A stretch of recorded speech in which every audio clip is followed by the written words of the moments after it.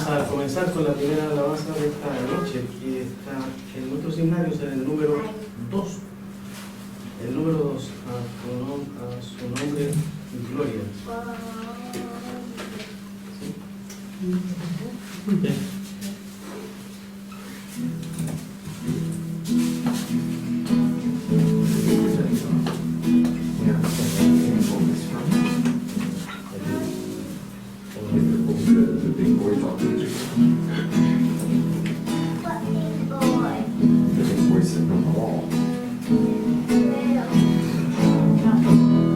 Junto a la cruz murió el Salvador, por mis pecados clamé con fervor. Qué maravilla, Jesús me salvó, a su nombre gloria, a su nombre gloria, a su nombre gloria. Qué maravilla, Jesús me salvó, a su nombre gloria. A la cruz recibí el perdón, limpia en su sangre es mi corazón, llena es mi alma de gozo y paz, a su nombre gloria, a su nombre gloria, a su nombre gloria. Qué maravilla, Jesús me salvó, a su nombre gloria.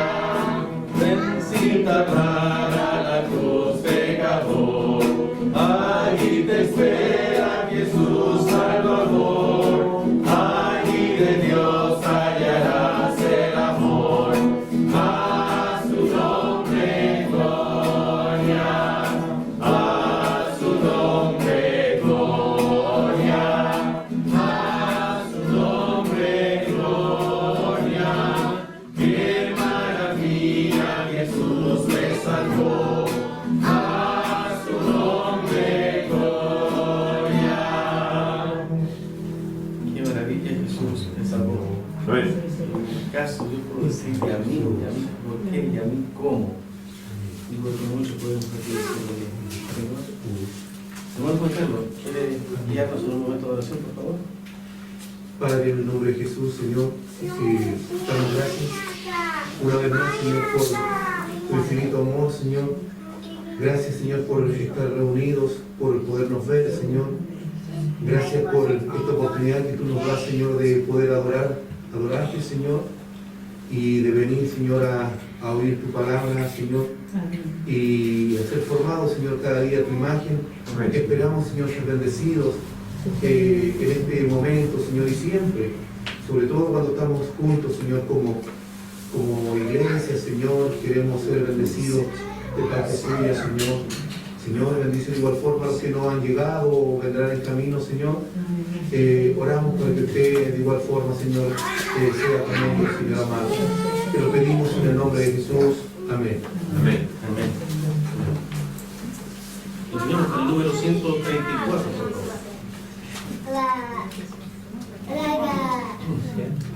¿Cuántos? 134. Gracias.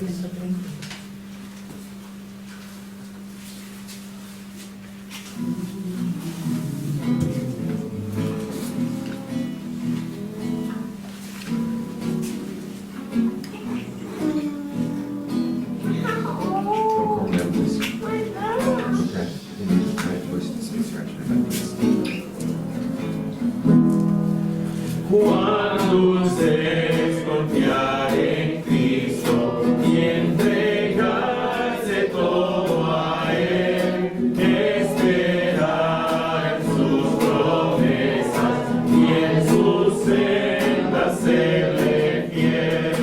Jesucristo, Jesucristo, ya tu amor probaste en mí. Jesucristo, Jesucristo, siempre confiaré en ti. Dulce si es confiar en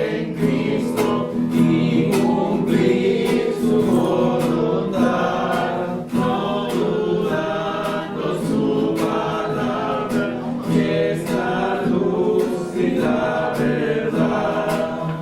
Jesucristo, Jesucristo, ya tu amor probaste en mí. Jesucristo, Jesucristo, siempre confiaré en ti. Siempre en ti confiar yo quiero, mi precioso Salvador. En la vida y en la muerte, protección me dé tu amor. Jesucristo, Jesucristo, ya tu amor probaste en mí. Jesucristo, Jesucristo, siempre confiaré en ti. Amén. El último acto que pasar al mensaje de esta noche es el número 111, por favor.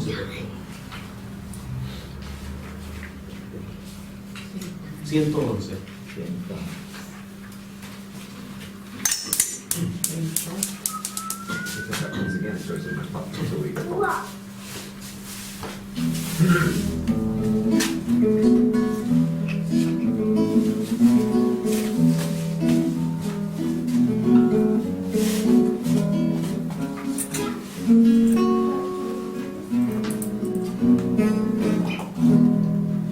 Cristo, mi dulce Salvador, mi bien, mi paz, mi luz, mostró su infinito amor, muriendo en dura cruz.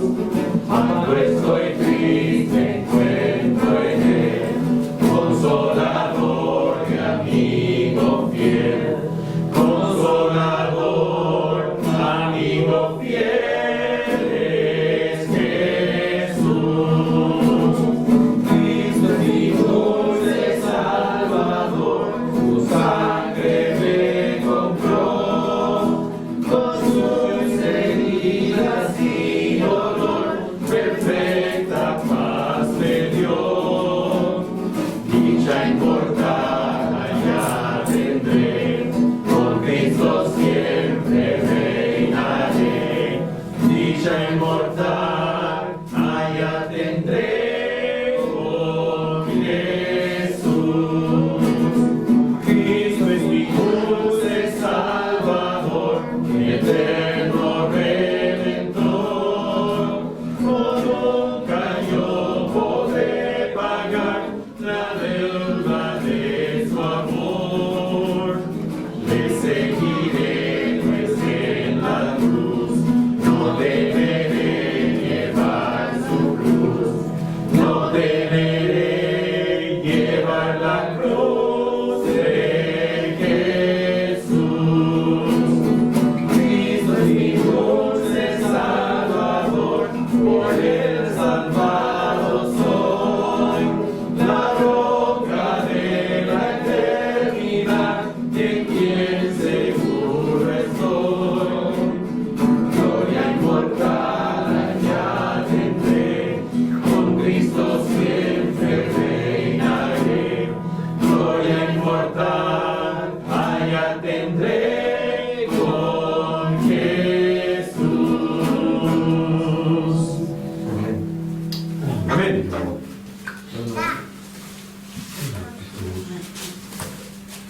Muchas gracias, hermano Sergio, gracias por la ayuda con la música. Rara vez últimamente que he podido sentar con mi familia, aunque no sé si es más descanso o no, pero gracias a Dios pude sentarme con ellos. Gracias a los que ofrecieron ayudar con los niños. En la tarde no vamos a preocuparnos tanto en el sentido de que Cristín nos va a ir a cuidar nomás, así que pueden cuidar fácilmente a los 4. Pero en la mañana sería bueno, la hermana Adriana ofreció cuando tiene la salud, porque nadie siempre tiene la salud necesaria, puede cuidar a los niños, los chicos de 2 años para abajo, y de 3 años para arriba pueden estar en clase arriba. Con Cristino también la hermana Roxana ofreció ayudar con eso, así que gracias a Dios podemos empezar a involucrarnos todos un poco más. Me he dado cuenta, el hermano Juan Carlos siempre sirve de portero para cuidar los autos, para ir a las visitas. Gracias por su ayuda con eso también. Gracias a Dios por otra visita de primera vez esta mañana. Ella dijo que tal vez entre semana vamos a juntarnos, yo con ella por lo menos, para ver qué dudas podría tener, cómo podemos nosotros ser de más ayuda para ella. Creo que se llamaba Alicia. No sé si alguien más escuchó su nombre porque no lo anoté, así que ya se me olvidó. Pero sigamos orando los unos por los otros.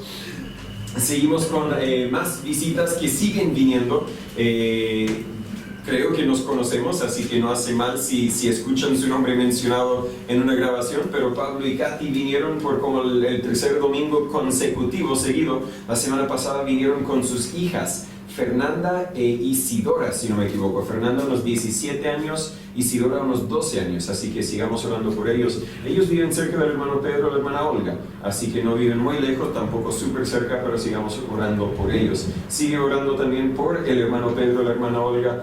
Andan delicados de salud, en parte por la edad, en parte por el clima y en parte porque les tocó nomás. A cada uno nos toca de vez en cuando. Pero sigamos orando por ellos, darlos saber a ustedes, algunos que no pudieron estar en la mañana por distintos motivos. Gracias a Dios, ahora estamos. En breve repito los anuncios más importantes de la mañana y creo que el único muy importante que quiero seguir repitiendo, el último domingo de este mes, no tan solo quiero celebrar los cumpleaños, hoy Anita, mañana Amy y el resto del mes no sé quién más, pero también quiero el último domingo en la tarde poder los que queremos, hermano Segundo, si usted quiere también traer algo para compartir de la palabra de Dios y así turnarnos. Uno puede enseñar la idea que no sea muy largo. Si cada uno predicamos una hora va a ser vigilia verdadera. La idea no es que sea vigilia verdadera, pero podemos compartir una idea o unas ideas en breve que Dios nos mostró en su palabra. Entonces un predicador por unos 15 minutos, cantamos un himno, 2 himnos, otro predicador, otros 2 himnos, otro predicador, y en algún momento interrumpimos para comer, para celebrar los cumpleaños y luego volvemos a estar juntos. Tal vez cuando interrumpimos, los que tienen hijos chicos, si tienen que irse, pero la idea es que podamos estar todos y de alguna forma tenemos que animar a los que solo vienen en la mañana que vengan también en la tarde. Falta ese paso de crecimiento como grupo, pero agradezco a los que están ayudando y agradezco lo que Dios está haciendo. Segunda de Timoteo capítulo 4. La semana pasada los que estuvimos vimos Segunda de Timoteo capítulo 3, la grabación no funcionó, así que tal vez en una fecha futura vamos a repasar ese capítulo que vimos con solamente algunos los que estábamos la semana pasada. Pero hoy, si Dios permite, vamos a dar conclusión a nuestra serie de la fidelidad. Dije que tal vez veríamos el libro de Filemón y tal vez lo veremos en otra fecha, pero creo que el domingo que viene, si no nos atrasamos para ver Segunda de Timoteo capítulo 3, vamos a empezar esa serie y todavía estoy pensando en el título correcto, pero cuando Dios cambia todo. Las veces que la Biblia dice más Dios o pero Dios y vemos que la vida tenía un rumbo, tenía una dirección y luego Dios intervino y Dios cambió el rumbo de la vida, la dirección que llevaba, las circunstancias que llevaba. Hay mucho que podemos ver. De hecho, cuando empecé a estudiarlo, fácilmente podemos estar varios meses estudiando las cosas que Dios cambia simplemente porque Dios puede y porque Dios quiere. Pero hoy, terminando nuestra serie de la fidelidad en 2 de Timoteo capítulo 4, si pudiera titular este capítulo sería simplemente las últimas palabras.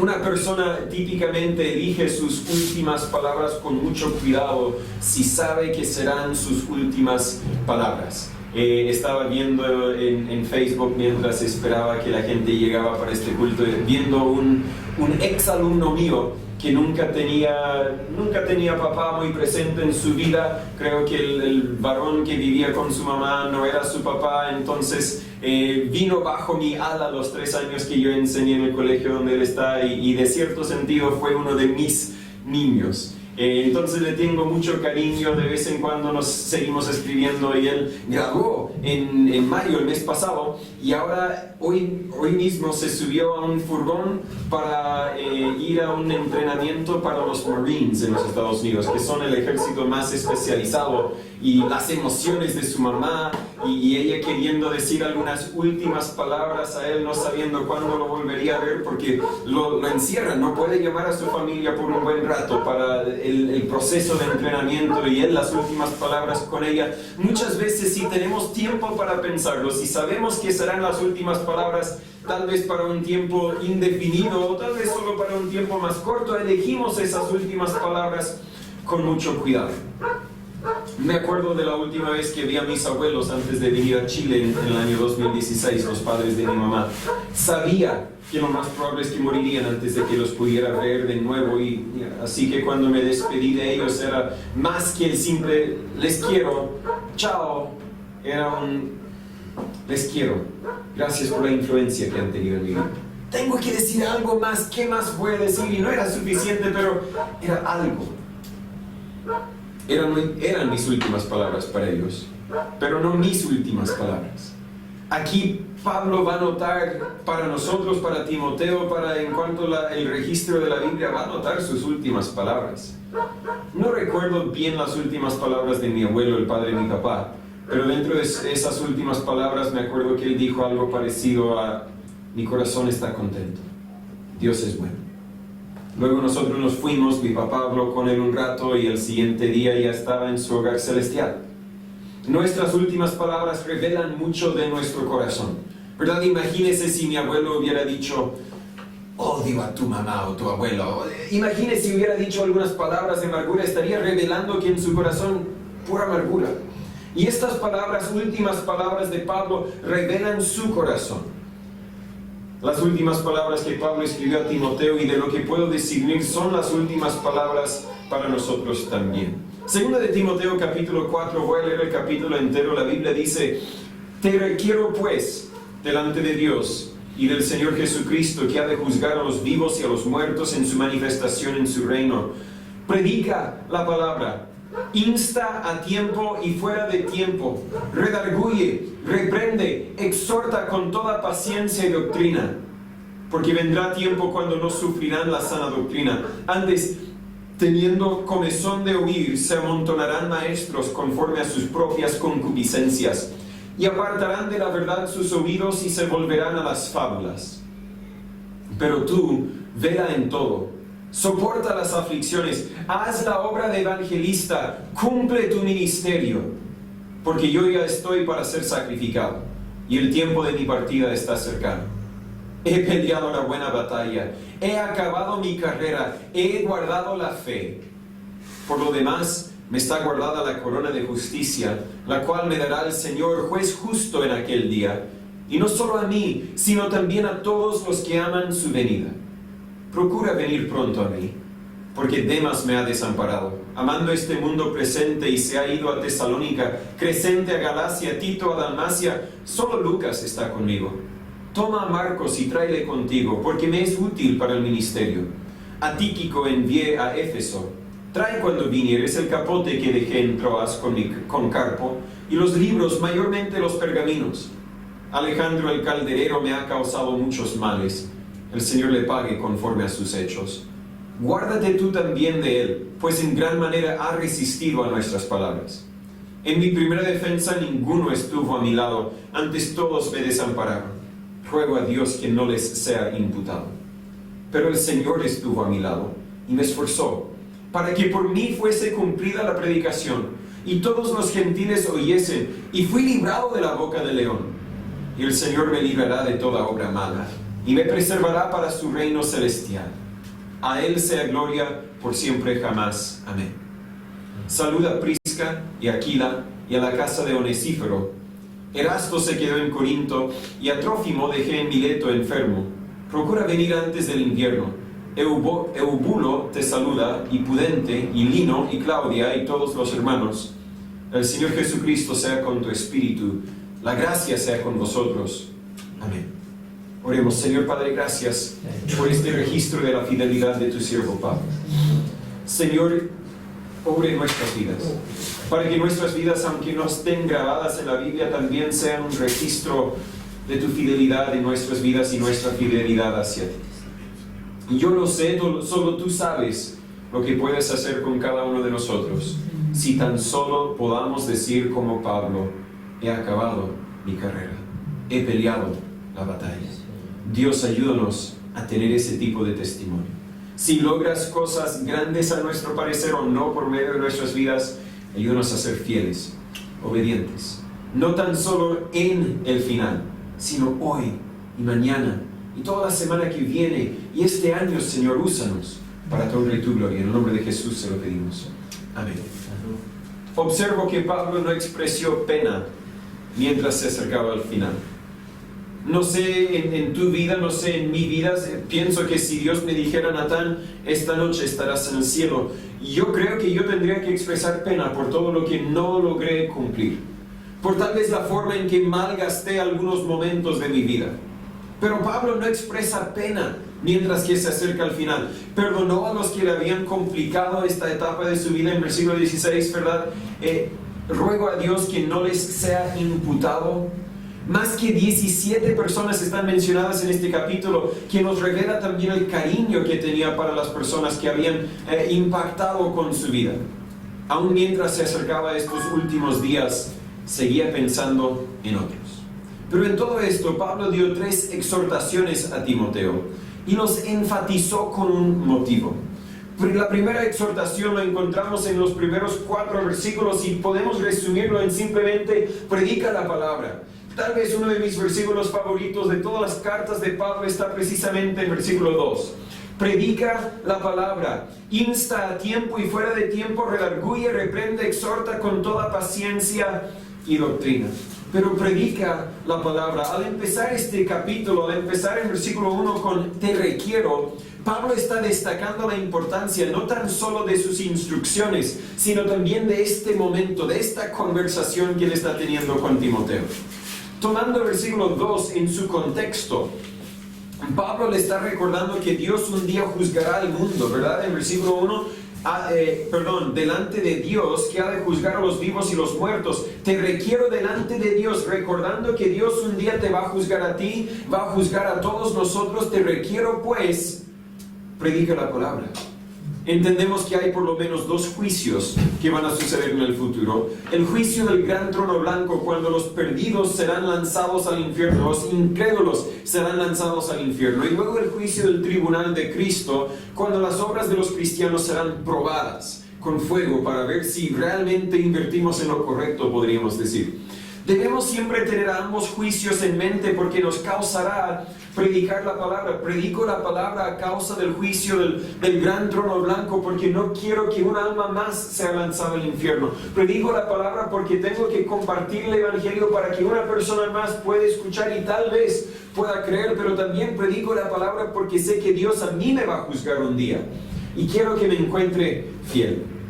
La palabra pues, te requiero pues, también es traducida por lo tanto. Tenemos que ver a lo que se relaciona antes de este versículo. Y justo había terminado el capítulo anterior, y las divisiones de capítulos y versículos no son inspirados, así que él realmente no terminó para empezar de nuevo. Él siguió escribiendo. Pero había terminado el capítulo anterior con la declaración que tengo detrás de mí. Toda palabra, toda escritura es dada por inspiración de Dios. Y es útil para enseñar, para redarguir, para corregir, para instruir en justicia, para que el hombre de Dios sea perfecto, enteramente preparado para toda buena obra. Te requiero pues, sabiendo que esta Biblia que tenemos en nuestras manos no es obra humana, sabiendo que esta Biblia que tenemos en nuestras manos es inspirada, es viva, es eficaz, es más penetrante que una espada de doble filo, te requiero pues, predica la palabra. No hay tanta urgencia en compartir las verdades de los libros que tengo en la biblioteca ahí atrás. Son libros muy útiles. Espero yo poder leerlos todos un día. No los he leído todos un día. Sería bueno si todos nosotros pudiéramos leerlos un día. Pero estos libros no son la verdad que tenemos que predicar. Este libro es la verdad que tenemos que predicar. Este libro es la verdad que transforma vidas. Sabiendo que la Biblia es inspirada, debemos predicar la palabra. Este es el enfoque de todo este capítulo. La palabra predicar literalmente significa anunciar de parte del rey. Un líder político en los tiempos de Pablo tendría un vocero quien haría sus anuncios. Típicamente era una persona con una voz fuerte y fácil de entender. Así que si suponiéramos que el hermano segundo es el rey aquí, él va a escribir algo, hacer un edicto, pero tal vez el hermano segundo personalmente no lo va a leer. ¿Por qué? Porque tal vez no tiene la voz más fuerte, así que él va a buscar a alguien que tenga la voz fuerte y esa persona va a ser el vocero del rey, va a decir las mismas palabras que el rey le mandó a decir. Y eso es el significado literal de predicador. Nosotros también estamos simplemente comunicando un mensaje del rey. Tenemos la misma autoridad del rey. No, el predicador no es un embajador con el privilegio de negociar. Entienda bien, a veces los líderes religiosos creemos que tenemos el poder para negociar entre el ser humano y Dios. Yo no soy el mediador. Tenemos un solo mediador y es Jesucristo. Yo no tengo el poder de decir, bueno, yo entiendo que la Biblia dice esto y Dios requiere esto de tu vida. Entiendo que tú solo quieres ofrecer esto. Tal vez podemos encontrar un entremedio. No, o obedeces a Dios al 100% o no le obedeces. El predicador no puede cambiar el mensaje, tiene que comunicar el mensaje del rey. Había de hecho consecuencias graves al ignorar ese mensaje del rey. Y aún consecuencias peores si uno abusaba del mensajero. Y creo que Pablo, al saber y elegir bien sus palabras, estaba recordando a Timoteo de precisamente esa verdad. Aunque la gente tal vez te abuse, entienda que el rey está mirando y él arreglará la cuenta un día. Aunque la gente te ignore, entienda que tienes la misma autoridad de ese rey, el Dios que ha de juzgar a los vivos y a los muertos en su manifestación y en su reino. Timoteo debiese anunciar la palabra de Dios con toda la autoridad del cielo. La palabra de Dios es lo que tanto los incrédulos como los creyentes necesitamos. Es lamentable ver muchas iglesias hoy día que han sacado la Biblia o han denegado la Biblia para otras cosas. Cosas que tal vez no sean malas en sí, ¿verdad? Bueno, vamos a tener un tiempo de unos 10 minutos de enseñanza de la Biblia, pero vamos a hacer esto, el otro y el otro y el otro, y eso va a ser nuestro culto. Tal vez las otras cosas no son malas en sí, pero cuando distraen de lo que es el enfoque, cuando distraen del mensaje del rey, tal vez tampoco corresponde. He visto cómo la palabra de Dios ha cambiado algunas de sus vidas, y le prometo que no hay nada capaz de tomar el lugar de la Biblia. Mi consejo no cambia vidas, es la Biblia que cambia vidas. No dice predica tu opinión, predica la palabra. Timoteo debiese ser diligente y atento para compartir la palabra en cualquier momento. Eso es lo que significa insta a tiempo y fuera de tiempo. Cuando conviene y cuando no conviene. Predica la palabra. Es fácil crear excusas cuando deberíamos crear oportunidades. Pablo encontró una oportunidad para compartir la palabra en el templo, en una tormenta y en la cárcel, ¿verdad? Yo muchas veces, ya no salgo tanto a la micro gracias al COVID, pero antes de COVID, cuando salía a la micro, yo me llevaba un tratado en mi mano, lo ponía al bolsillo y dije, me voy a sentar con alguien y le voy a entregar este tratado. Y tal vez habían 2 asientos vacíos. Claro, voy a tomar uno de los 2 asientos vacíos porque uno va más cómodo. Bueno, lástima, no estoy sentado con nadie. Señor, lo hubiera compartido con alguien, pero no hay con quien compartirlo. Y luego alguien se sienta a mi lado. Por fin tengo oportunidad. Pero luego veo que están revisando su celular o que tienen audífonos puestos. Señor, mejor no molesto. Somos buenos en crear excusas cuando deberíamos crear oportunidades.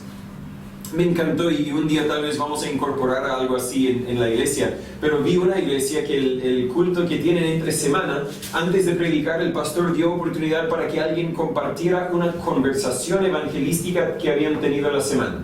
No tienes que haber entregado todo el evangelio, pero sembraste alguna pequeña parte de una semilla y compártelo con todos. Y fue un viejito que se paró y compartió el ejemplo. Fue para, no sé si tomar sangre o para dar sangre o para que se lo tomaran, ¿verdad? Para hacer algunas muestras en ese sentido. Y la enfermera le tomó los datos y luego dijo, bueno, te van a llamar y vas a ir atrás. Y él dijo, sí, yo sé.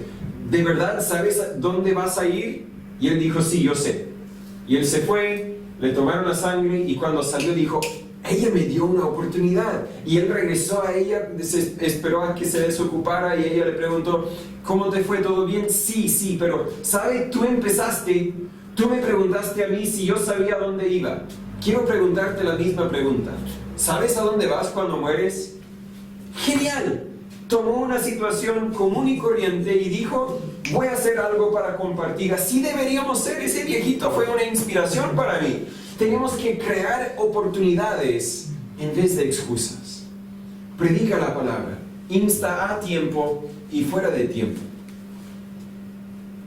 Pablo siempre encontró esa oportunidad. En Eclesiastés 11:4 la Biblia dice, el que al viento mira no sembrará, y el que mira las nubes no segará. Si tú quieres encontrar una excusa para guardar tu boca cerrada y no decir nada a nadie, vas a encontrar un montón de excusas. Pero cuando dices, Dios me ha dado órdenes, tengo que compartir esos órdenes, creo que podremos ser un poco más fieles, más obedientes. La predicación tiene que incorporar 3 elementos. Primero, la convicción, y ahí es donde Pablo dice en versículo 2, redarguye. La convicción. Luego dice la amonestación, por eso dice reprende, y una invitación, exhorta. Tienes que entregar algo que va a demostrar a la persona que tiene una necesidad.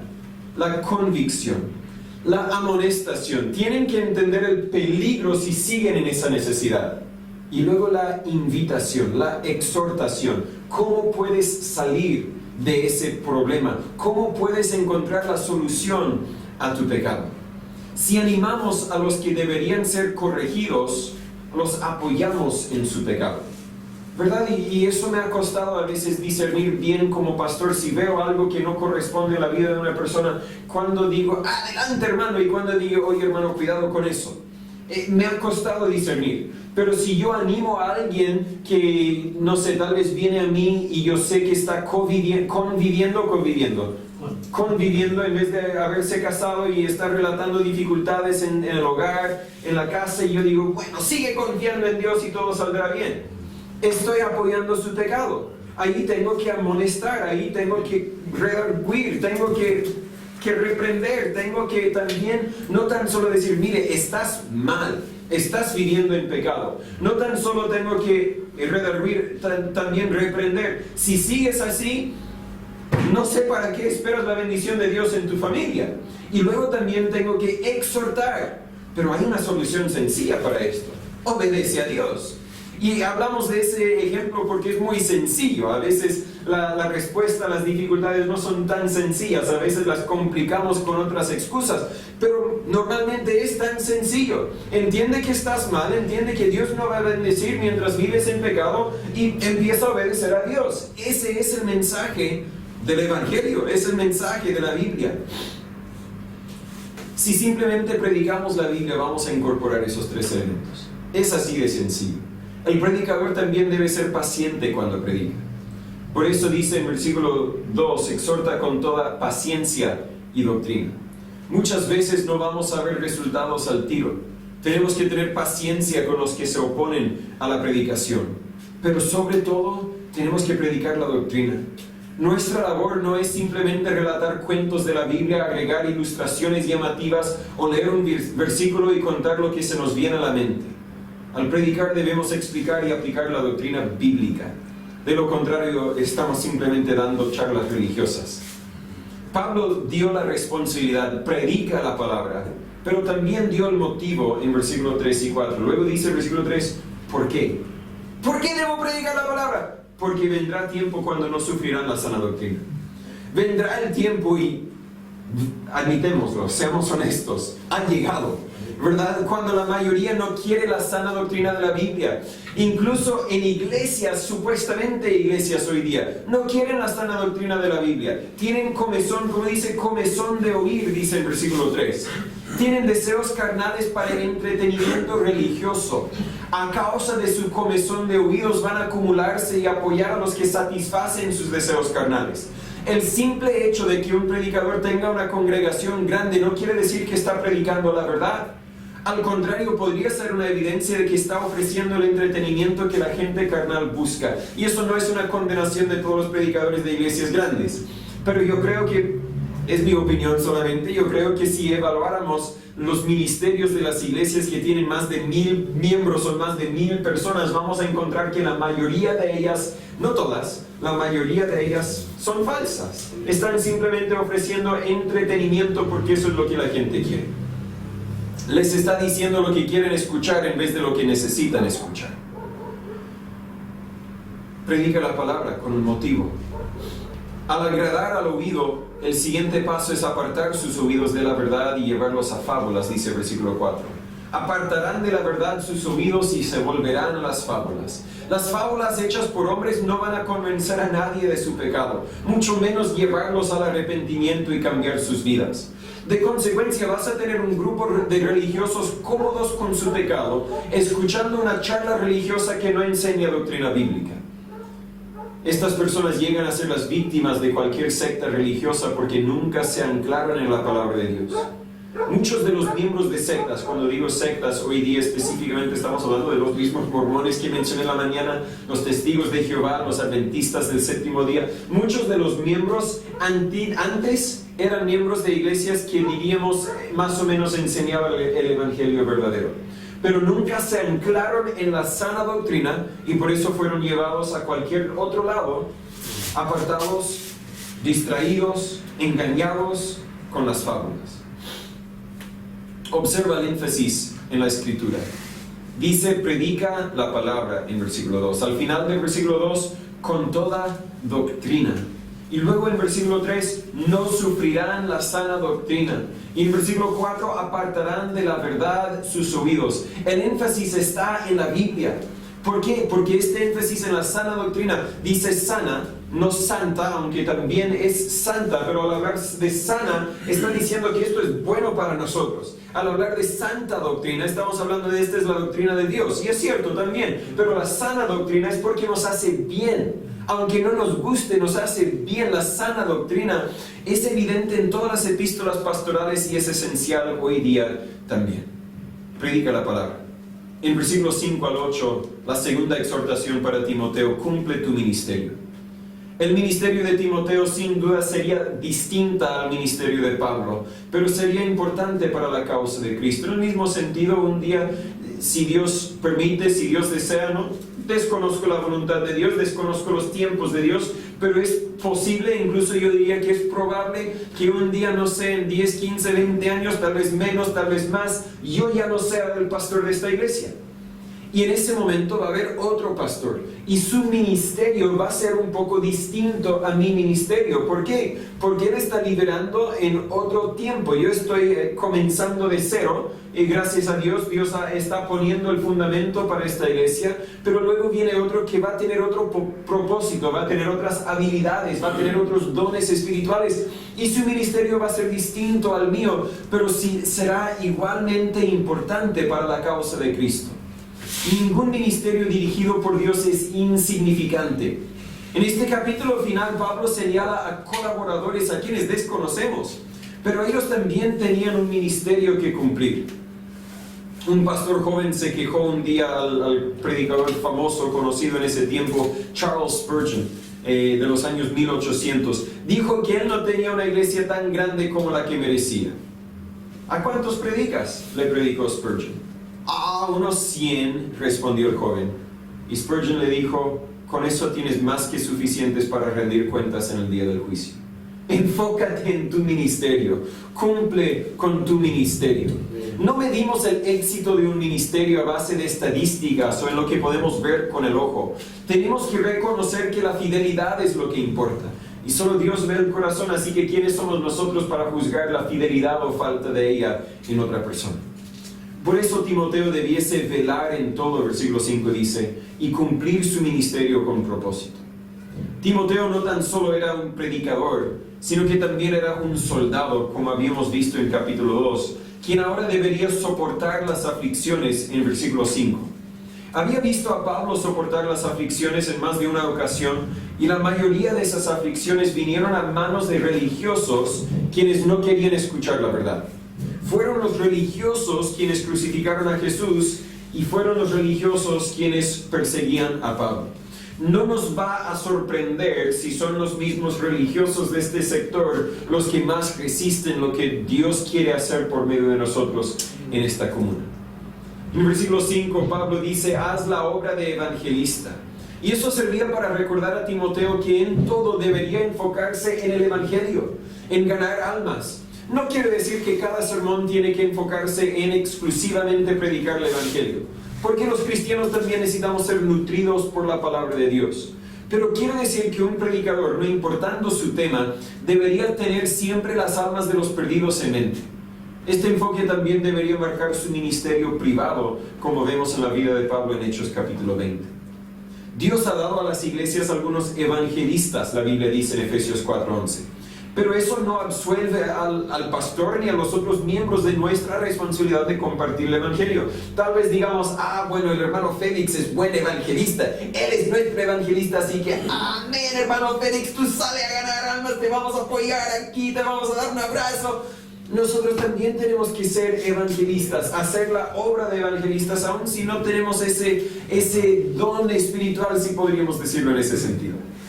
No todos tenemos los mismos dones, pero todos podemos ser obedientes en compartir el mensaje que salva almas. Otra vez Pablo dio el motivo para esta responsabilidad. En versículo 5 vemos la responsabilidad, en versículos 6 al 8 vemos el por qué. Porque yo ya estoy para ser sacrificado.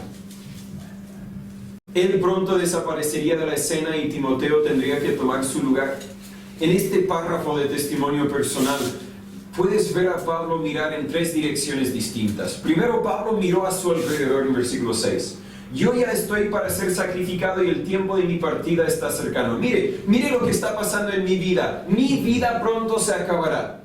Sabía que le quedaba muy poco tiempo, había sido ya juzgado en Roma y ahora estaba básicamente esperando la sentencia. Pero él no temía al pensar en su mente. Al decir sacrificado, sabía que su muerte serviría a algún propósito.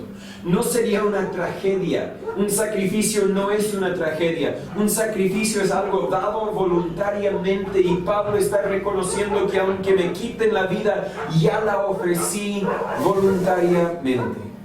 De hecho, toda su vida era un sacrificio vivo. Por eso Pablo dijo en Romanos 12:1, os ruego que presentéis vuestros cuerpos en sacrificio vivo.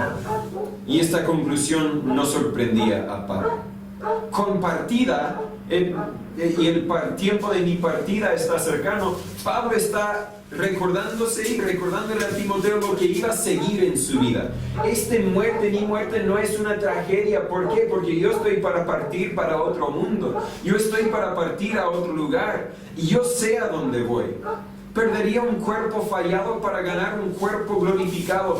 Partiría de un mundo y entraría a otro. También es la misma palabra que se ocupa para soltar a un prisionero. Pablo está diciendo el tiempo de mi liberación. Pronto me van a soltar. Pronto Roma ya no va a tener ningún dominio sobre mí porque yo ya no estaré aquí. No esperaba su ejecución, sino su promoción. Miró hacia su alrededor en el versículo 6. Y en el versículo 7 miró hacia atrás. He peleado la buena batalla. He acabado mi carrera. He guardado la fe. Resumió su vida y su ministerio. Dos de las ilustraciones aquí son atléticas. Como un boxeador terminado, peleó hasta la última campana. Y como un corredor, alcanzó la meta. Y al final no importa si uno llega primero o último, importa que termine, que llegue a terminar la carrera. Había obedecido las reglas y merecía un premio, podríamos leerlo en Filipenses 3:13 al 14. Pero la última frase aquí en versículo 7 se refiere a un mayordomo quien protegió el depósito de su jefe. He guardado la fe. No está diciendo que yo siempre he sido fiel, yo no me he desviado para una doctrina falsa, sino que él está diciendo, Dios me entregó la fe, las creencias, me entregó la sana doctrina, la guardé, la utilicé como Dios quería que la utilizara. Supongo que todos anhelamos reflexionar en el pasado y no tener remordimientos. Pablo casi nunca era popular, no vivió una vida cómoda, pero siempre era fiel, y eso era lo más importante. Miró a su alrededor, miró hacia atrás, pero también en el versículo 8 miró hacia adelante.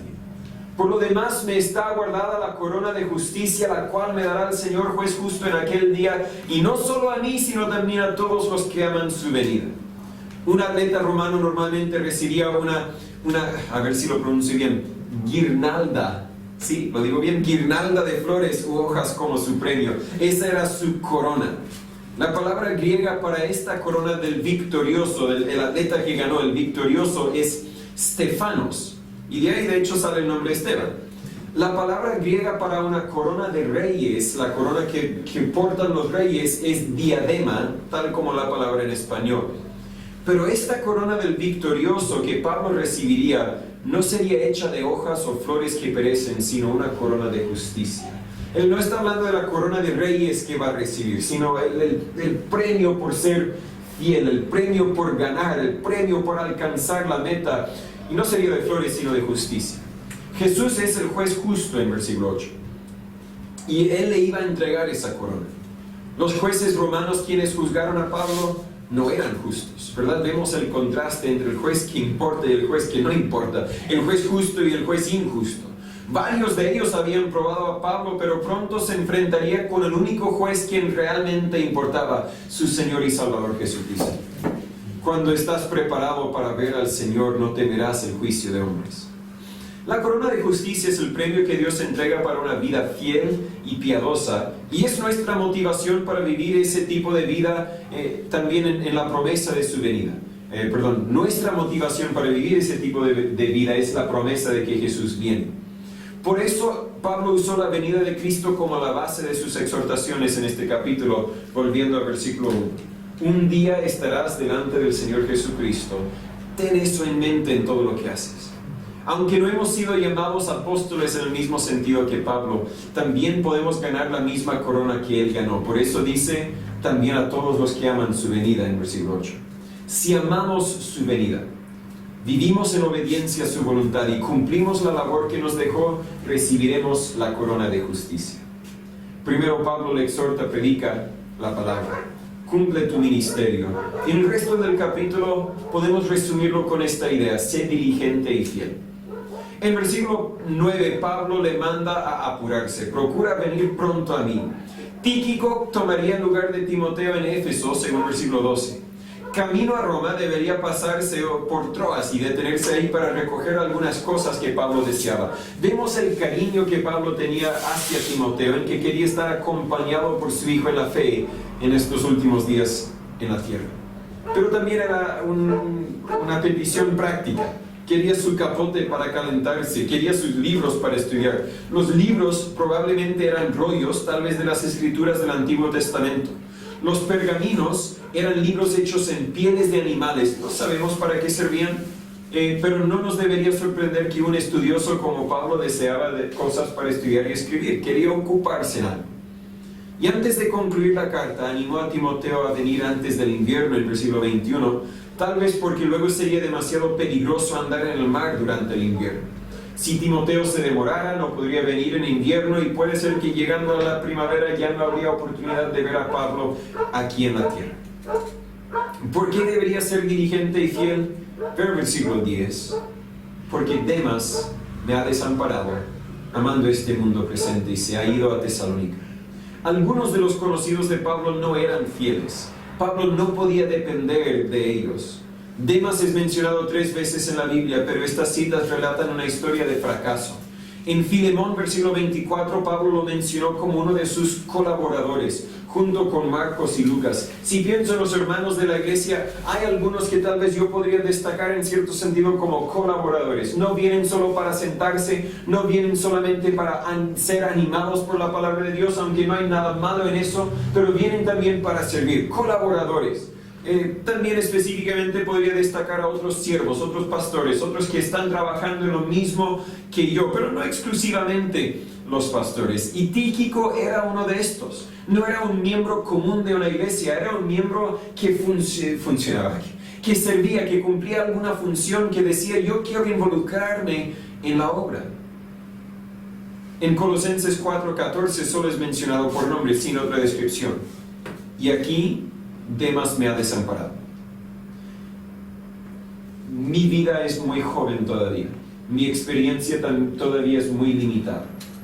Pero en mi experiencia limitada, cuando veo a alguien que de no hacer nada para Dios, de repente quiere hacer todo para Dios. Al principio, ya, amén, vamos a servir a Dios, ven conmigo, vamos a servir a Dios. Pero dentro de muy poco tiempo, otra vez se encuentran ni viniendo a los cultos. Ha ocurrido en algunas ocasiones, de que he visto una persona así, una persona cíclico ha sido, ¿verdad? Vamos a servir a Dios y luego nada por 6 meses, y luego vamos a servir a Dios y nada. Dios quiere que seamos fieles. Tal vez Tíquico era alguien, tal vez Demas aquí era alguien parecido a eso. Vamos a servir a Dios, y casi de un día para otro me ha desamparado. Ni lo veo, ni escucho de él. También dio el motivo para la necesidad de ser diligente y fiel. El motivo por el cual Demas le ha desamparado. Amó a este mundo presente. Siendo creyente, había gustado los poderes del mundo venidero, según Hebreos 6:5, pero prefirió este presente mundo malo en Gálatas 1:4. Siendo creyente, conocemos el mundo, conocemos lo que es vivir según la voluntad de Dios y el gozo que se trae, pero aún así algunos eligen los placeres temporales del mundo. Si ha leído El progreso del peregrino, el mismo libro que mencioné en breve esta mañana, entendería que Demas es el guardia de la mina de plata. Yo busco lo mío. Tenía oportunidad de servir a Dios, pero prefiero la plata. Tal vez es el amor del dinero que atrajo a Demas al mundo. Sin duda dolió el corazón de Pablo ver que alguien que antes era su colaborador, antes era un siervo en el ministerio, abandonó el ministerio simplemente para volver al mundo. Pero puede pasar con cualquier creyente. Tal vez por eso Pablo siempre advirtió acerca del amor al dinero en sus cartas. También quería a Timoteo en Roma porque se acercaba la fecha de su último juicio y solo Lucas estaba con él. Los creyentes geográficamente más cercanos le habían desamparado en versículo 16. Pero Pablo sabía que Timoteo no le fallaría y sin duda el Señor tampoco le había fallado. Versículo 17, pero el Señor estuvo a mi lado. Cuando no hay nadie más para acompañarme a visitar, a tocar puertas, el Señor está a mi lado. Cuando no hay nadie más para ayudarme en los momentos difíciles, y claro, Cristina está a mi lado, pero si es que no hay nadie más en los momentos de criar a mis hijos, el Señor está a mi lado. Cuando no hay nadie más para sufrir lo que yo estoy sufriendo, para pasar por la dificultad que yo estoy pasando, el Señor está a mi lado si eres hijo de Dios o de ella.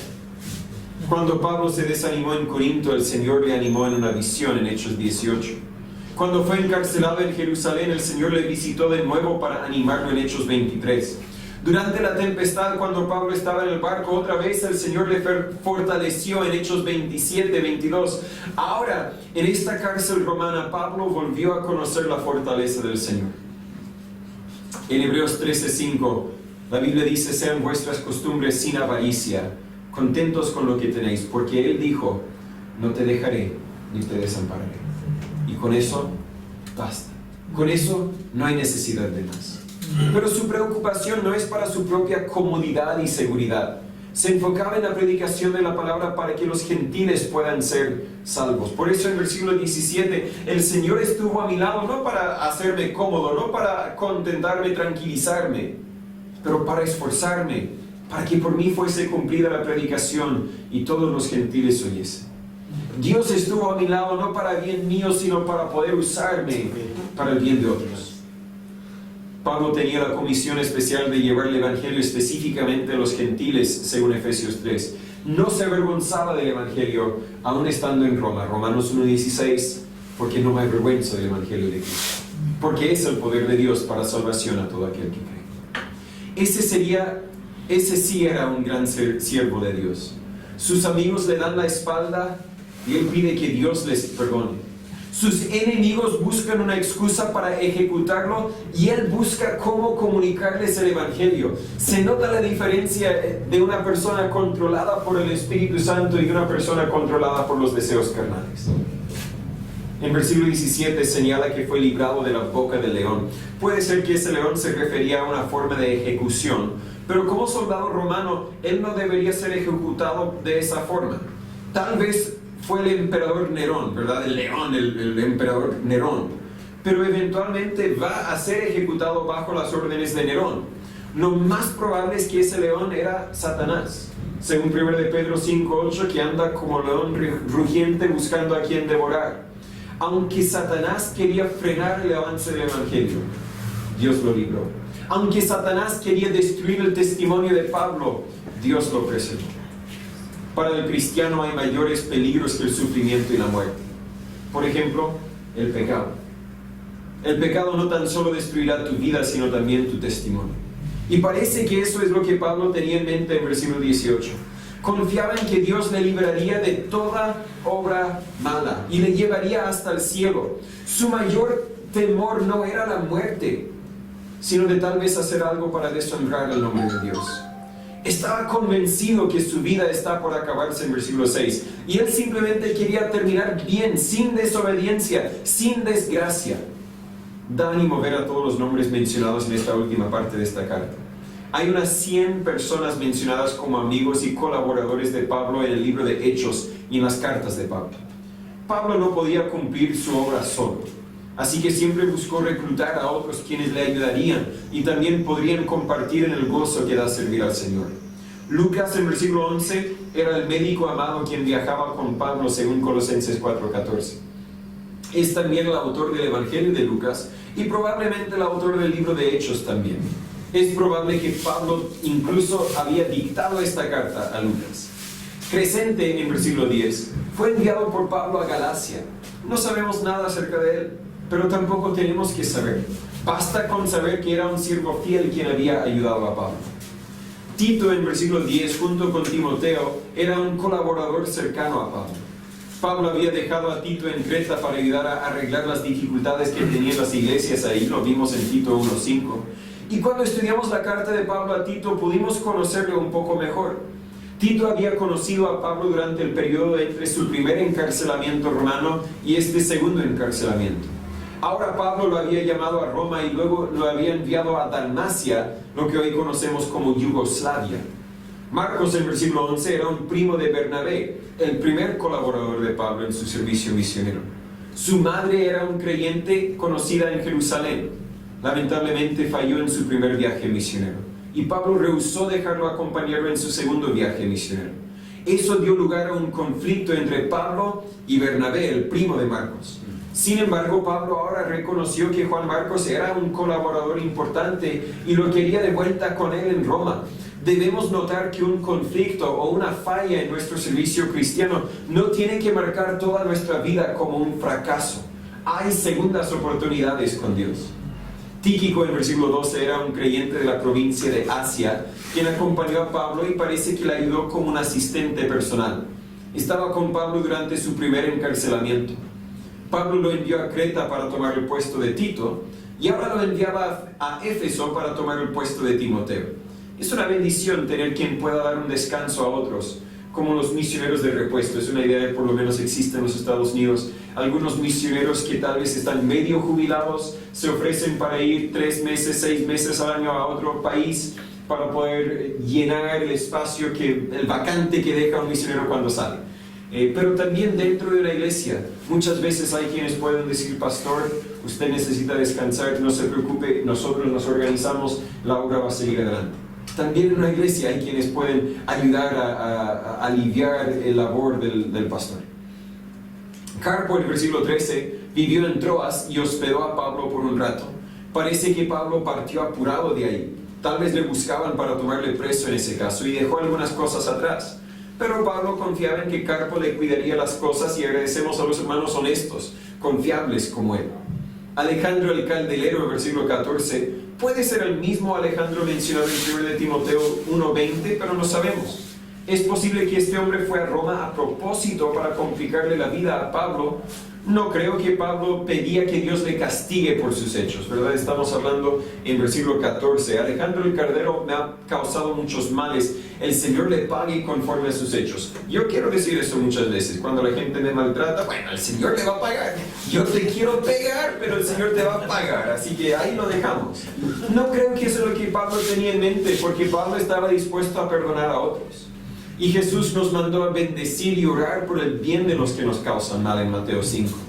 Creo que está diciendo que Dios arreglará la cuenta, así que él ni lo va a seguir pensando más. Prisca y Aquila, en versículo 19, eran una pareja quien había ayudado a Pablo en muchas formas, como ayudarle a hacer sus carpas, discipular a los creyentes y organizar también una iglesia en su casa. Ahora estaban en Éfeso ayudando a Timoteo con su ministerio. Ellos al parecer nunca buscaban ser los encargados de una obra, sino siempre buscaban cómo ayudar a los que lideraban la obra. Y es una gran bendición tener simplemente una familia que va a decir, si hay lluvia, si hay nieve, si hay terremoto, ahí vamos a estar, pastor. Conocimos a Onesíforo, versículo 19, y su familia en el primer capítulo. Erasto, en versículo 20, tal vez era el tesorero de Corinto, o tal vez era el que ministró a Timoteo en Macedonia. Trófimo, en versículo 20, de Éfeso, era un amigo de Tíquico, y su presencia con Pablo ayudó a agitar el pueblo en Hechos 21. Había servido en Mileto, pero ahora estaba enfermo. ¿Por qué no lo sanaba Pablo? Porque nadie tiene el don de sanidades y porque la sanidad milagrosa casi siempre ocurrió en una persona incrédula. Es verdad, cuando estudiamos los milagros de sanar, casi nunca eran los creyentes sanados. Eran los incrédulos que Dios les envió esa señal para que ellos pudieran creer, para que ellos pudieran entender. Es uno de los dones muy mal entendidos hoy día. Las otras personas mencionadas en el versículo 21 son desconocidos a nosotros, pero son conocidos al Señor. ¿Cómo leería esta porción si el tema fuera la obra del Señor en esta ciudad o esta región? ¿Quién sería mencionado entre los colaboradores del ministerio del Evangelio? No digo mis colaboradores, sino los colaboradores del Evangelio. No solamente vemos a predicadores en esta lista, sino también a gente común, pero gente sincera, gente fiel, quienes simplemente hicieron lo posible y a veces incluso hasta lo imposible para animar, aliviar y apoyar a los hermanos y la obra del Señor. Y Pablo al final termina con su mención de la gracia. Demostraba la autenticidad de la carta, pero también demostraba el enfoque de Pablo en todo. Sin la gracia de Dios, ¿dónde estaría yo? Sin la gracia de Dios, ¿dónde estaría esta iglesia? Sin la gracia de Dios, olvídense, estaríamos tan perdidos como el borracho que no sabe a dónde va a dormir esta noche. Pero con la gracia de Dios, mire lo que nos haga. La Biblia no graba los últimos días de Pablo. La tradición nos relata que fue sentenciado a la muerte. De ahí lo más probable es que lo llevaron afuera de la ciudad y lo decapitaron. Pero la obra siguió. El Evangelio creció. Y de alguna forma siguió creciendo hasta que también el Evangelio llegó a mi vida y llegó a tu vida. Nosotros también tenemos que ser fieles para que siga llegando a las generaciones que están por venir, si Cristo no vuelve antes. Escuché a un misionero en Chile, y me falta el vocabulario para explicarlo bien. Una cadena tiene muchas eslabones. Y él dijo, yo no quiero ser el último eslabón en la línea del Evangelio. Alguien llevó el Evangelio a tu vida, tú agarraste el Evangelio. Vive de tal forma que alguien más va a poder agarrar el Evangelio de tu vida, y de tu vida, y de su vida, y de su vida, y de su vida. Yo no quiero ser el último eslabón en la cadena del Evangelio. Es una ilustración, una idea muy humana, pero muy, muy poderosa también. Dios ayúdanos a ser fieles. Tal vez nunca vamos a ser tan conocidos como Pablo, pero Pablo mencionó a muchas personas que nunca fueron conocidos por nosotros, ni al parecer muchos más, pero son conocidos a ti, porque fueron fieles. Fieles en lo poco, fieles en lo mucho, fieles en lo bueno, fieles en lo malo. Señor, ayúdanos a ser ese tipo de creyentes.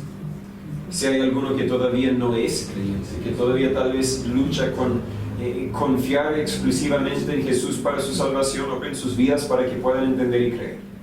Pero los que somos salvos, Señor, úsanos para alumbrar el mensaje del Evangelio. Tráiganos con bien la semana que viene. Ayúdanos durante la semana a simplemente ser obedientes y fieles en todo lo que usted tiene para nosotros. En nombre de Jesús se lo pedimos. Amén. Hermano Sergio, tal vez cantemos un último himno.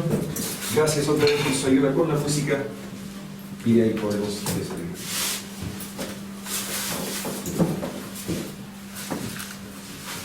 están precisamente en las últimas palabras del apóstol Pablo.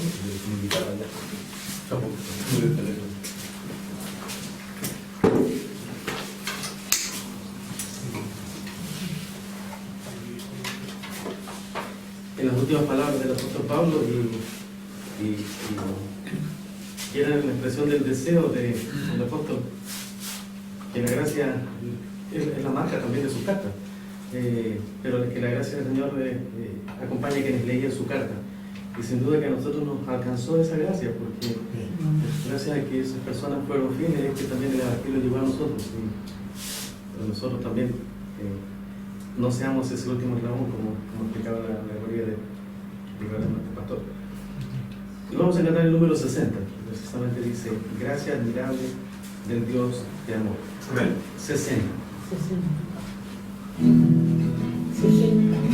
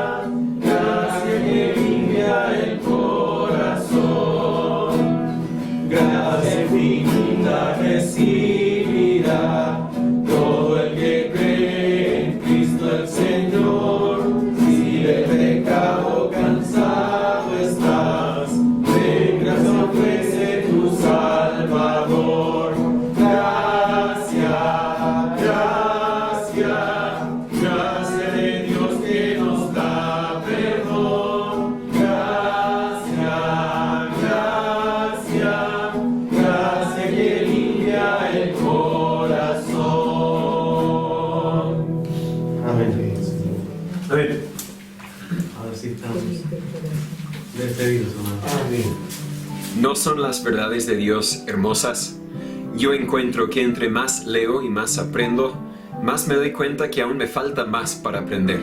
La Biblia es el único libro que traspasa todo tiempo, traspasa toda cultura y aplica a mi vida y a la tuya también, y a de los otros hermanos también, de una forma distinta tal vez, pero siempre habla a nuestras vidas. La Biblia dice que la palabra de Dios es más fino que una espada de dos filos, que penetra el alma, que discierne hasta los pensamientos. Yo no sé cuál sea lo que la Biblia haya revelado en tu vida, pero si Dios te habló, tú habla con Dios ahora. mi voz se va a apagar en un minuto y no tendrás que escucharme más, bueno, hasta la otra semana. Pero espero que tú tomes el tiempo para responder a Dios y decir: Dios, tienes toda la razón, yo estoy mal, yo tengo que cambiar esto, debo esforzarme más en esto, debo dejar que el Espíritu Santo me transforme más en esta otra área de mi vida. No dejes para mañana lo que debes hacer hoy. La obediencia indica hacerlo inmediatamente. Así que si Dios te ha dicho que deberías hacer algo, hazlo ahora. Yo no sé cuál sea lo que Dios quiere que tú hagas. Yo no sé la forma en que este mensaje te habló a ti, pero yo sé que Dios siempre habla. Yo no escucho ningún mensaje sin saber que Dios me habló a mí. Y si tú también estabas poniendo atención, estoy seguro que Dios te habló a ti.